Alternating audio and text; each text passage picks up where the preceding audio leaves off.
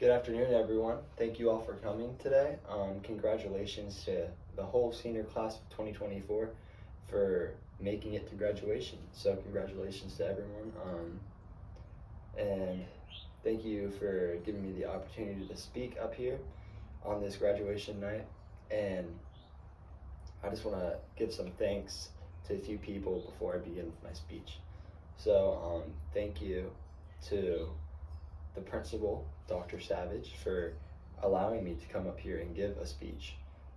Thank you to my parents for always helping me and supporting me along the way. And more importantly, thank you to God for giving me the ability to come up here and speak in front of all you guys and for giving me the hope to wake up every morning and continue on. I would also like to thank all my coaches and teachers who have helped me and taught me a lot of what I know throughout the way. All right, without further ado, I would like to get into my speech.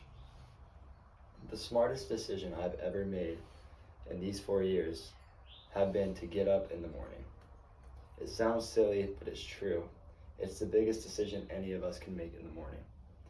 It's not deciding where you're going to go to college or even being named an MVP on a sports team. Those things are cool, but they're as temporary as anything else. No one's even really going to remember those things years from now. They're going to be so insignificant. You could be the guy, though, who goes up in a random conversation and just mentions how he's an MVP on his 12U baseball team a couple years ago. It's just, no one wants to be that guy. So don't be that guy. Those things are more temporary than anything else in this world. Those things come and go, but what remains forever is the choice to get up the next morning and try again. That decision is the most important decision you'll make in a day. But at times, that decision you make can be the hardest you make throughout the day. And that decision right there is what forms you and molds you into the person you are going to be. Because it's not the waking up that changes you, it's what happens after. It's a chain reaction. We all have days frequently where we don't want to get up solely based off the fear of what the day holds. But when you wake up, you've already completed the hardest part of the day, which is overcoming that fear. One of my coaches used to say, things are never as bad as they seem, but they're also never as good as they seem. This statement is about as true as you can manage because the bad parts come and go, as well as the good parts. So, you do not grow when you are on the mountaintops, but you grow rather when you are down in the mud, and you have no other choice but to get up. At times, getting up in the morning is the hardest decision you make, but it is your only option. The person I looked up to the most growing up is my father. He taught me a lot of lessons, but a constant one was about mediocrity. He used to tell me mediocrity and consistency were inversely related. When you have one, you almost never have the other. Mediocre people always have one thing in common, and it's the simple fact that they are inconsistent.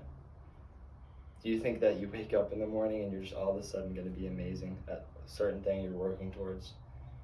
Well, that's the start of mediocrity, is thinking you're amazing. There's this quote I really like about this topic that says, winners work as hard as possible and still think they should be doing more. If you are ever content with what you're putting in, it's a sign of mediocrity.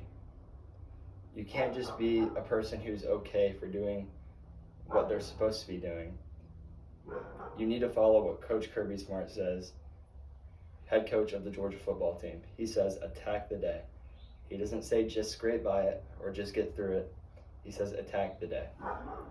I remember a time in my life I woke up every morning and I worked towards one goal. That one goal, it was throwing this 5-ounce baseball as hard as possible. So, I woke up every morning and I was excited. I was obsessed, knowing that I was one day closer to reaching this goal of throwing this ball really hard. Did I ever reach that goal? Actually, that's a funny story.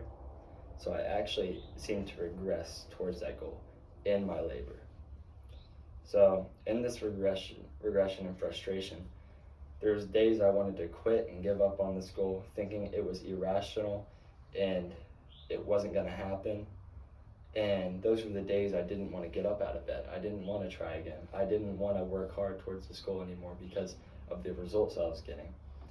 Now, I'm not here to tell you that I just didn't give up and I just magically hit my goal, which I didn't give up. I actually am still working to that goal as we speak. But in fact, I never gave up on that goal, because along that journey, it's not the reaching the goal part that's the most important. It's the stuff you learned. It's the labor for the goal you're trying to reach is more important than the goal itself. So what I've learned along the journey of working towards that goal has taught me so much more than just reaching the goal could ever. It taught me perseverance, a good work ethic, and most importantly, it taught me how to be obsessed, but not over the top. Obsession is a good thing when used in the right way. It makes you sick and tired of being mediocre.